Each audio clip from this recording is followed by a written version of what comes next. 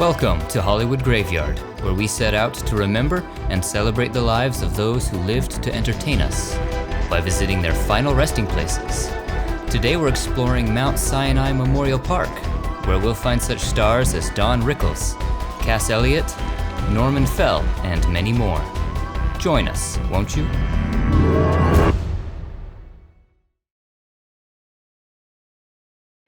Mount Sinai is a Jewish cemetery located in the Hollywood Hills. It's the next-door neighbor of Forrest Lawn Hollywood, and in fact was originally established in 1953 by Forrest Lawn. A few years later it became a Jewish cemetery, and in the mid-60s was acquired by Sinai Temple of Los Angeles. There are many notable monuments and works of art throughout the cemetery, the most iconic of which is the large heritage mosaic, which is comprised of more than 2.5 million individually hand-cut pieces of Venetian glass, and it depicts a panorama of the Jewish experience in America. Another powerful monument is the Memorial to the 6 Million, a Holocaust memorial. Mount Sinai is a medium-sized cemetery, so we'll be breaking this tour up into two parts. We'll begin our tour just in from the entrance, in the Kanan section on the right. Nearly all the way to the wall is actor Harold J. Stone. While never a leading man, he was a staple on film and TV in the 60s and 70s. He had roles in films like Spartacus and The Chapman Report, which earned him a Golden Globe nomination. He made guest appearances on nearly all the popular TV shows of the era, including The Untouchables, Bonanza, and The Twilight Zone. Turning left onto Covenant Way, we find the Maimonides section on the left. North of a waste bin, we find the grave of Harry Wilson. He was an actor, proudly self-proclaimed as Hollywood's ugliest man. He parlayed his distinctive mug into roles on film and television, often as henchmen or thugs. He can be seen in films like Some Like It Hot, 1 Million BC, and Frankenstein's Daughter. Earlier in his career, he also served as Wallace Beery's stand-in. Let's head back to Mount Sinai Drive and the Kanan section. Several spaces up from the road is the grave of Helen Forrest. She was the girl singer of several of the popular big bands of the swing era, including Artie Shaw, Benny Goodman, and Harry James bands. You made me love you. I didn't want to do it. I didn't want to do it. You made me want you. And all the time you knew it. I guess you always knew it. As of filming, her marker is still temporary. Continuing around this road, we find the Garden of Shemot on the left. Let's head into this garden. North of the first wall, right near a tree, is the grave of Lee J. Cobb.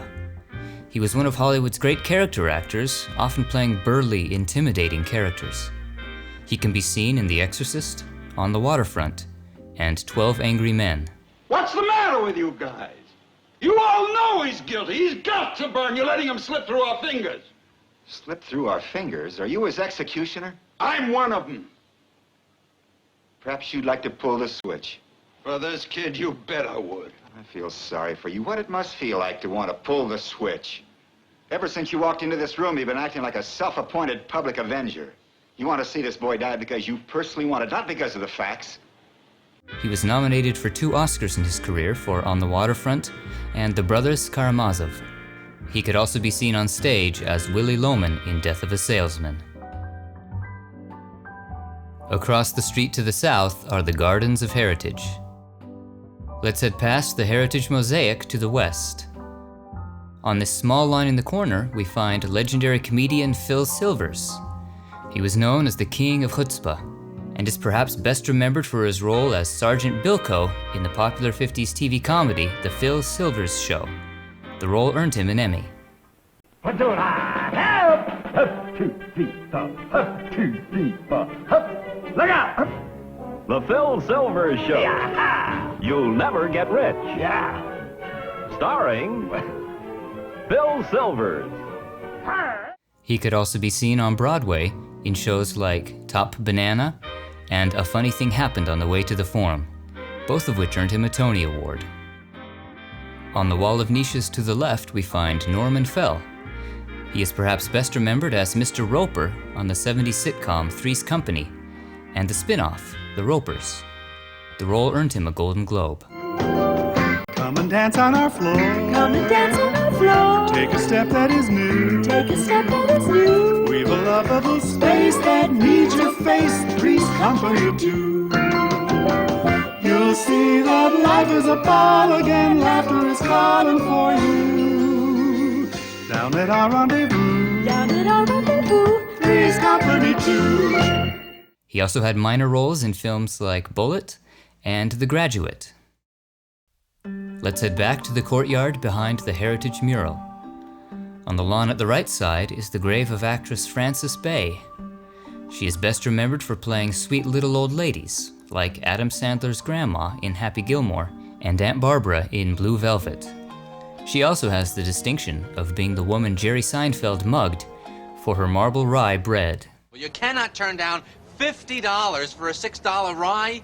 No, watch me. Give me that, Johnny. Stop it. I want that ride, lady. Help! Someone help! Shut up, you old pig.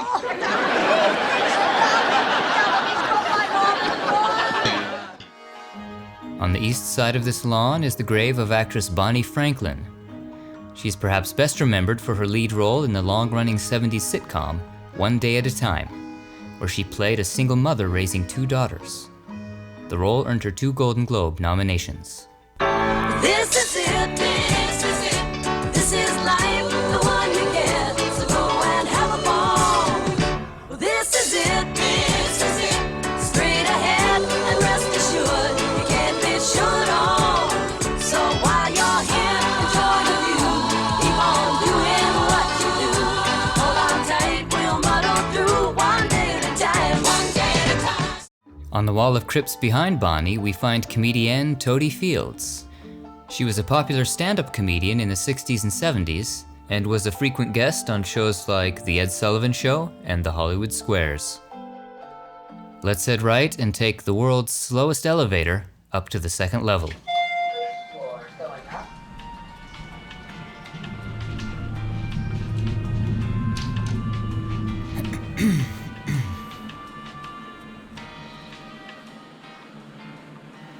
Anyone seen any good movies lately?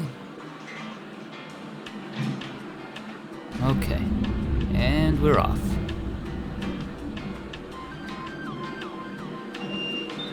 Oh, that wasn't so bad after all. Here we are at level 2. Oh, not yet? Okay. Level 2. Any minute now. 2nd floor. Finally. Near the middle of this wall on the right is the crypt of Irwin Allen. He was a filmmaker known for disaster flicks of the 70s, like The Poseidon Adventure and Towering Inferno, which earned him an Oscar nomination. He also created several television series, including Lost in Space. 2 spaces left is composer David Rose. He wrote the themes for several popular television shows, including Bonanza, Little House on the Prairie, and Highway to Heaven. As a songwriter, perhaps his biggest hit was the 1958 tune The Stripper, played just about any time you saw a stripper on screen for decades to follow.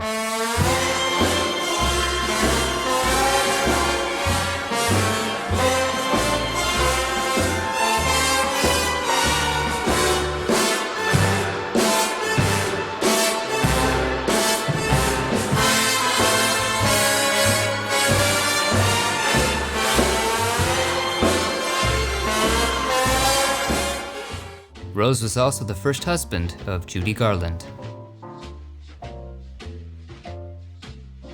Back to the road, let's head a short distance east to the Garden of Blessing section.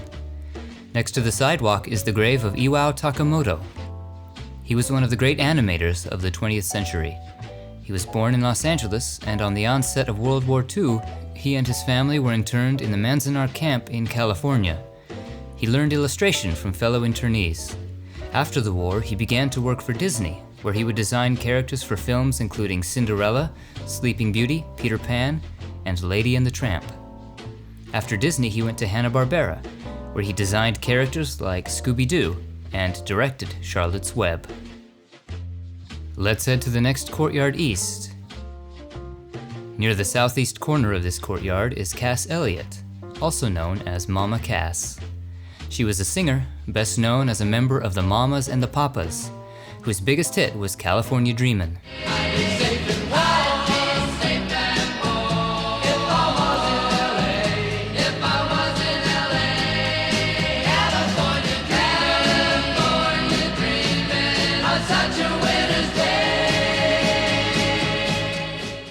She also had a successful solo career with hits like Dream a Little Dream of Me.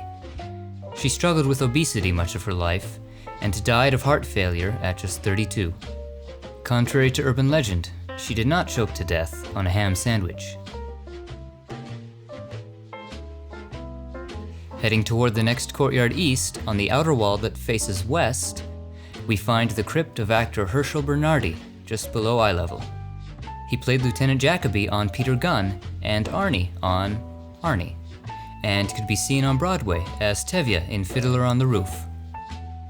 He also lent his voice to popular ad campaigns like the Jolly Green Giant, Charlie the Tuna, Tell him Charlie sent you.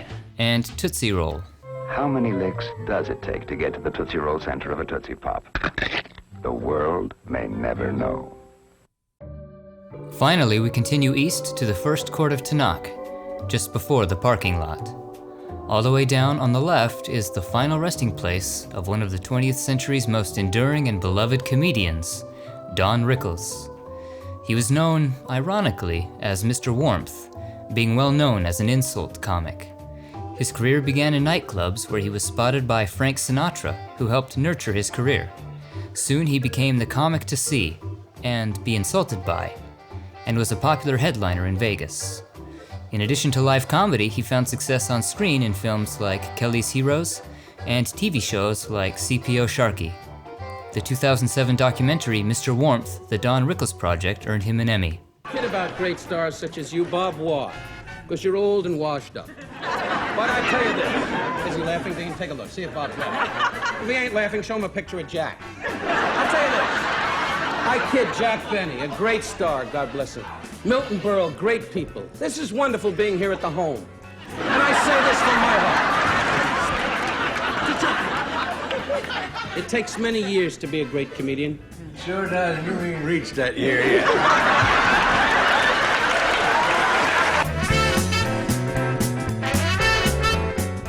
He endeared himself to a new generation of audiences in the 90s, when he voiced Mr. Potato Head in the Toy Story films. Potato meat, Mr. Angry Eyes. Rickles was universally loved by generations of audiences, and upon his passing at the age of 90, the world lost a true comedic institution. In accordance with Jewish tradition, his grave won't be permanently marked until 1 year after his death.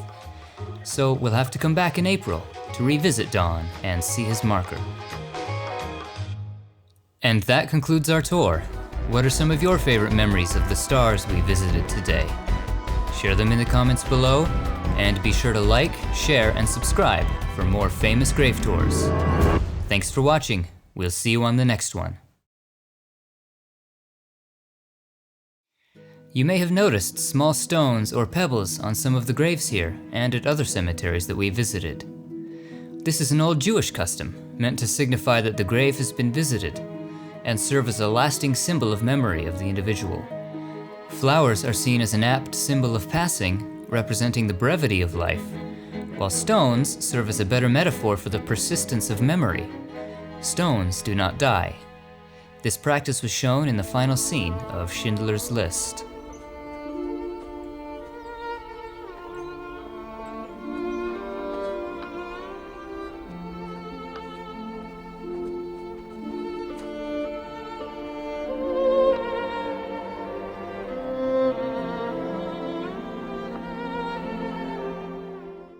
Mount Sinai actually provides small limestone pebbles from Jerusalem for visitors to place on graves of their loved ones.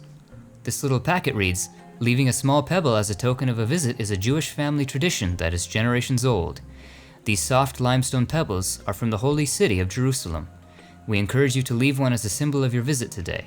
Be assured that they will neither scratch nor damage the memorial tablets. I'm going to place one here on the memorial to 6 million, which we'll be visiting more in depth in part 2.